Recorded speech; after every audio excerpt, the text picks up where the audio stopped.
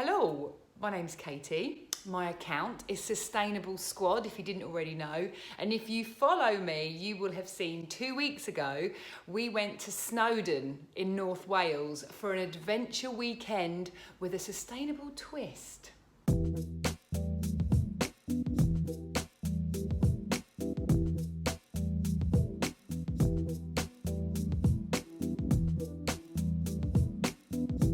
So last year, I got married to Charlie, who is now my husband, which sounds very grown up. And one of our wedding gifts were from my two brothers, who put some money together and they bought us an adventure type challenge in North Wales at Snowdon, which involves biking around Snowdon, hiking up and down Snowdon, and kayaking in the lake at the bottom of Snowdon. So we've hired a car because we don't own one anymore. We gave up our car with work and didn't bother getting one. So we've got a little Corsa to take us to Snowdon. Now we live in Brighton and it's about a 6-hour car drive away. We were going to get the train, but we left it so late to book it, it was going to cost us hundreds of pounds. So what we decided to do is rent a car, but in order to feel a bit better about polluting the planet, we have offset our carbon monoxide, which I'll show you how to do in a little bit later in the video.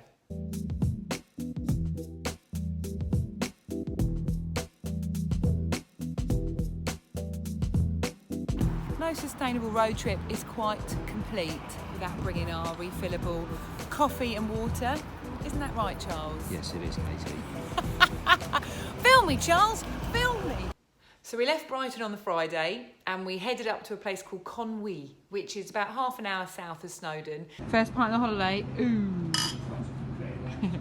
We went for little walks in the countryside, had nice ice cream, met the most amazing man called John, who had met Princess Diana. So after we'd had a couple of drinks, we stood at the bar for hours, made proper friends, even exchanged email addresses. And then we packed up our stuff, got back in the car, and headed to Snowdon.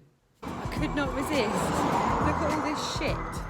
Just don't understand why people would throw away plastic out their car windows. I couldn't pick up much, but I picked up a few bits and saved some hedgehogs.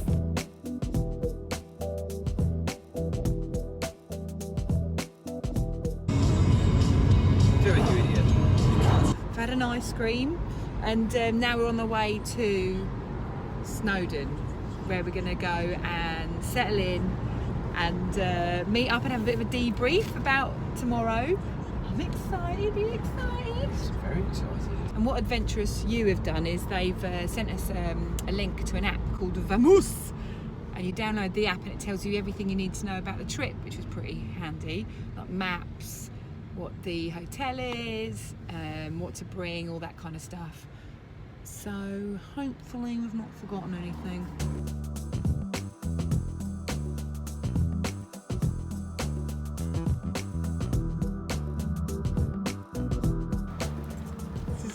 It's our hotel, and look, it actually looks at Snowdon. How wicked is that? How exciting!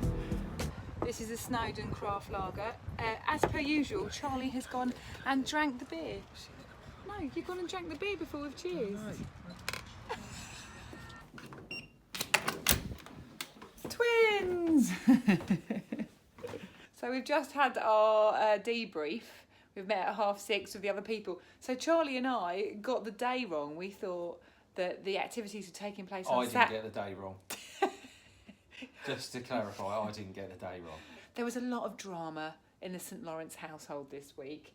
But luckily, one of the other people in our group turned up on Friday thinking he was there ready for the thing. So he also got the dates wrong. He did. He made the same mistake you did. I'm not the only idiot. But the debriefing was fun, wasn't it? It was very fun, yeah. Charlie hates it so much. The guy basically told us that although it's lovely and sunny today, tomorrow up the mountain it's going to feel about 5 degrees. Please contribute. You're good at... No, I don't. Listen, I'm sorry, I can't do it. But you're better at retelling this than me. I'm not a performing monkey. Anyway, it's going to be really cold. We're going to die of dehydration. And he also said we might get lost. He was very honest. He was very honest, but we liked him. There was a pink nipple. Nipples! 14-year relationship, we're in single beds. Night, Bert! It's 6:30, we've got up. Charlie's in the shower. Just had a look, and it's a different weather day today. Where are you, Snowdon? Sustainable toiletries, deodorant, toothbrush, face balm. Oh, there she is. She's got a GoPro on. That's right, that's right. Need to get ready. We're getting ready. We're going. So in the morning, we went downstairs and we had breakfast, and coincidentally, our group were down there too. So we all sat in a nice big round table and had breakfast together, which was nice. We met the lovely Maggie, who is one of our instructors. She is Canadian, and her voice sounds exactly like Dory. Hello! Well, hang on, there goes. It's Maggie. She's looking after us today. I'll try my best. She's gonna do it. She'll be fine. She'll be fine.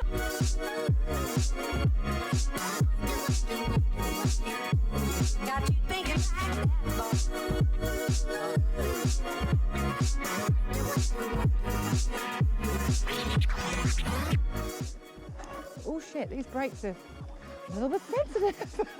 Are you the same? Yeah. So the bike ride was cool. We got very wet though, because all this fine rain started to come down, which was a shame because it also meant the cloud came down too. So our views weren't brilliant, but it was kind of funny, you know, and it's like wet and a bit crap, but when you're with the right people, you'll have a bit of a laugh about it.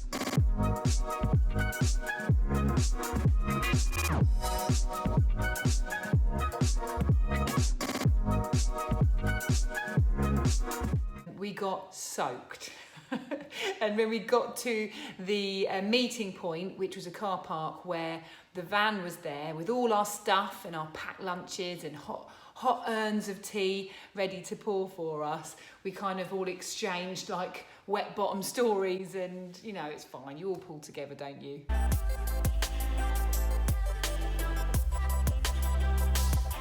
Anybody want a photo up? You don't have to, but I'm going to video it with my GoPro. Take a photo. FYI, you guys are. I think I like to add a bit of comedy to our relationship. It's fine.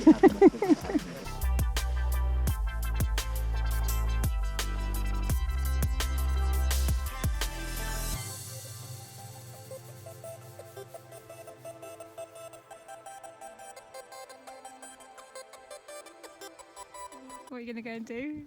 You're going for a wee? Wild wee. Wild wee! Wild wee. We really need to reference that. Is that? Well, Charlie has a wild wee. I'm going to have homemade flapjack. That's in our lunchbox. Is it? I didn't see that. Cool. Now, in our debrief the day before, we were warned that it gets exceptionally cold when you get to the top of Snowdon. But then obviously you get really hot when you're hiking, like really hot, because it's quite a climb. It is quite a climb. And we saw groups of people doing this who had clearly either been tricked by someone else in their group or had just done no research whatsoever, because we had girls walking past us in like fashion trainers that are quite slippy, full makeup, going, oh my God, how much longer to the top? And the guy's like, it's not far, it's not far. We knew it was a bit further. There goes Charles. Of course he's ahead. It's proper foggy.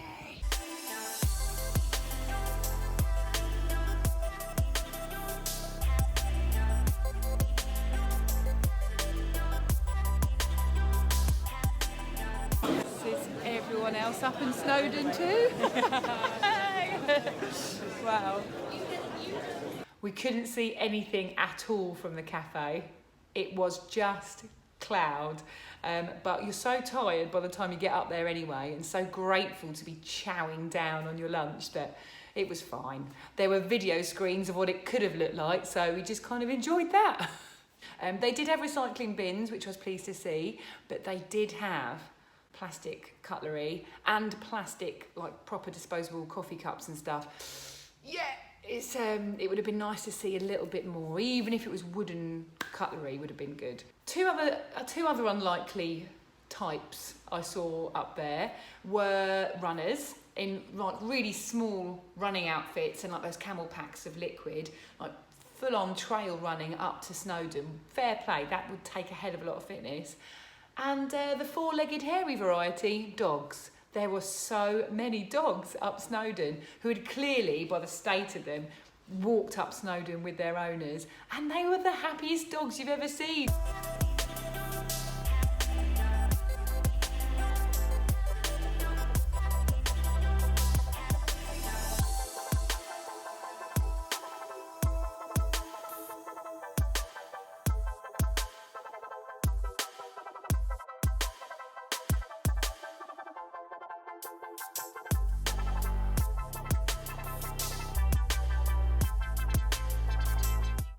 Ordinarily, we would have then gone with the group kayaking to finish off the whole trio of adventures. But because there was a slight misunderstanding with what day of the weekend the activities were taking place, sadly we had to miss it because we had to get back that evening. But what I did do is I got a very quick interview with Sue, one of the owners of Adventurous You, about the work they do with Cool Earth.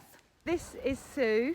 Hi. So you guys have an extra sustainable twist to what you guys do, don't you? Yeah, we've got a business partnership with environmental charity Cool Earth since May this year. So we donate, I might say. Every trip that we do, we donate a small amount to Cool Earth. Basically, it helps local communities with preventing deforestation and giving them the tools and the education really to help with climate change. Really. Yeah, amazing. And you've been part of this for a couple of years now, haven't you? Yeah, so I joined Adventurous You 2 years ago. Jim's had the company since 2007. Yeah. And it's growing. We do UK events and overseas events.